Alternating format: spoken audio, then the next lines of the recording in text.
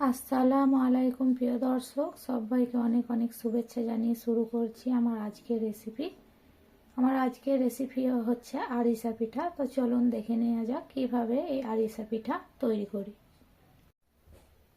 এই পিঠা বানানোর জন্যে আমি সবার প্রথমে একটা কড়াই চুলায় বসিয়ে নিয়েছি।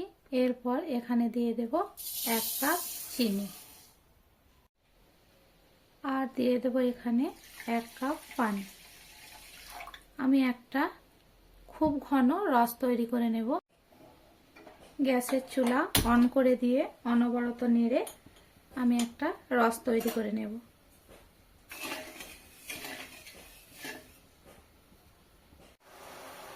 চিনি ও পানি খুব ভালোভাবে ফুটে গিয়ে চিনিটা মেল্ট হয়ে গেছে। এরপর আমি অনবরত নাড়াচাড়া করে একটা ঘন রস তৈরি করে নেব। বেশ কিছুক্ষণ চিনির শিরাটাকে জাল করে নিয়েছি। দেখতেই পাচ্ছি চিনির শিরাটা অনেকটাই ঘন হয়েছে। আমি আবারও আরেকটু ঘন করে নেব অনবরত নাড়াচাড়া করে। এই রেসিপি বানানো খুবই সহজ, মাত্র বাড়িতে থাকা দুটি উপকরণেই তৈরি করা যায়। আপনারা দেখতে থাকুন। আমি কিছুক্ষণ চিনির শিরাটাকে জাল করে নিয়েছি। দেখতেই পাচ্ছেন আস্তে আস্তে চিনিগুলো কড়াইয়ের গায়ে জমে যাচ্ছে। এই পর্যায়ে বুঝে নেবেন যে চিনির শিরাটা রেডি হয়ে গেছে। আমি হাতে নিয়েও আপনাদেরকে দেখাচ্ছি। দেখতেই পাচ্ছেন এরকম একটা তারের সৃষ্টি হচ্ছে। এতে করে বুঝে নেবেন রসটা রেডি হয়ে গেছে। এরপর আমি এখানে দিয়ে দেব 1 কাপ নারকেল কোড়ানো। এটাকে খুব ভালোভাবে মিশিয়ে নেব।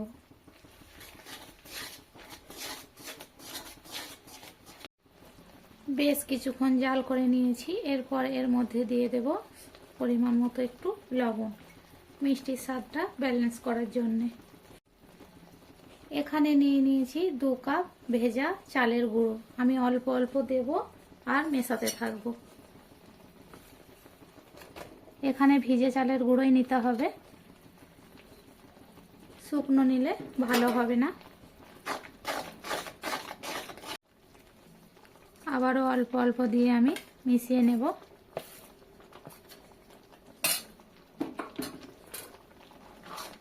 এই পর্যায়ে চুলার আঁচটা লো টু মিডিয়ামে রেখে নাড়াচাড়া করে সব উপকরণ মিশিয়ে নিতে হবে।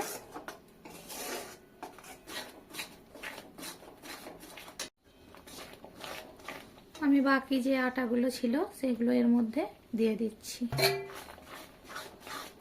দিয়ে খুব ভালোভাবে মিশিয়ে নেব।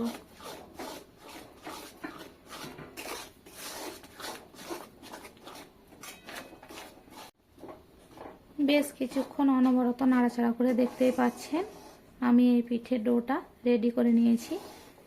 এরপর আমি চুলার থেকে নামিয়ে নেব।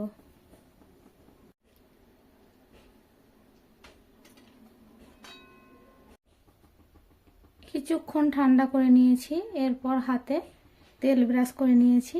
এভাবে দেখতে হবে যে ঠান্ডা হয়েছে কিনা। দেখুন লেগে যাচ্ছে না। এরপর আমি অল্প অল্প ছোট্ট ছোট্ট এরকমভাবে নিয়ে এরকম একটু চ্যাপ্টা করে দেব। চুলায় একটি কড়াই বসিয়ে তেল গরম করে নিয়েছি। এরপর একে একে আমি পিঠাগুলো দিয়ে দেব।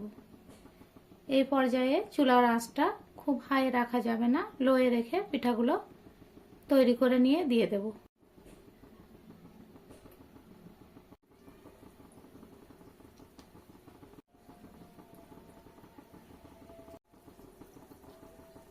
সব পিঠাগুলো দিয়ে দিয়েছি।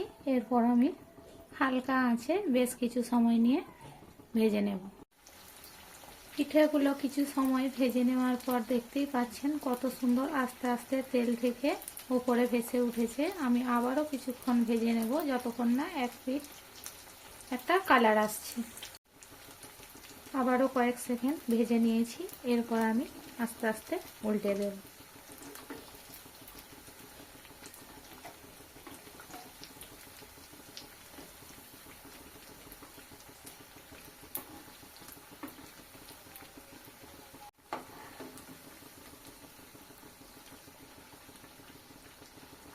এ পিঠও খুব ভালোভাবে বাদামি হয়ে আসা পর্যন্ত অপেক্ষা করব। কিছুক্ষণ ভেজে নেওয়ার পর আমি আবারও উল্টে পাল্টে ভেজে নেব। দেখতেই পাচ্ছেন খুব সুন্দর একটা কালার চলে এসেছে আর আমার পিঠাগুলো ভাজাও হয়ে গেছে। এরপর আমি তেল ঝরিয়ে তুলে নেব।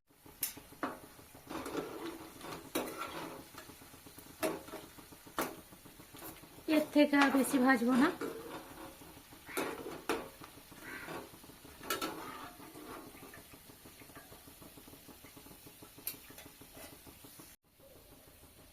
প্লেটে তুলে নিচ্ছি। বাকি পিঠেগুলো সেম প্রসেসে আমি ভেজে তুলে নেব।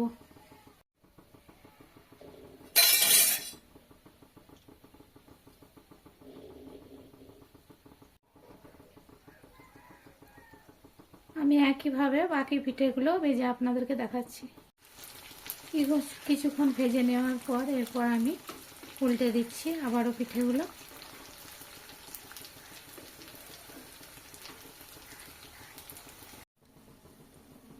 আমি সেম প্রসেসে আগের পিঠাগুলো মতোই ভেজে তুলে নিয়েছি। দেখতেই পাচ্ছেন দেখতে কত সুন্দর লাগছে, খেতেও অনেক মজার হবে। আপনারাও একবার বাড়িতে ট্রাই করবেন আর আমাকে কমেন্টে জানাবেন। আর আমার রেসিপি যদি আপনাদের ভালো লাগে অবশ্যই চ্যানেলটি সাবস্ক্রাইব করে পাশে থাকার অনুরোধ রইল। দেখা হবে পরের কোনো ভিডিওতে। ততক্ষণ ভালো থাকবেন, সুস্থ থাকবেন। আল্লাহ হাফেজ।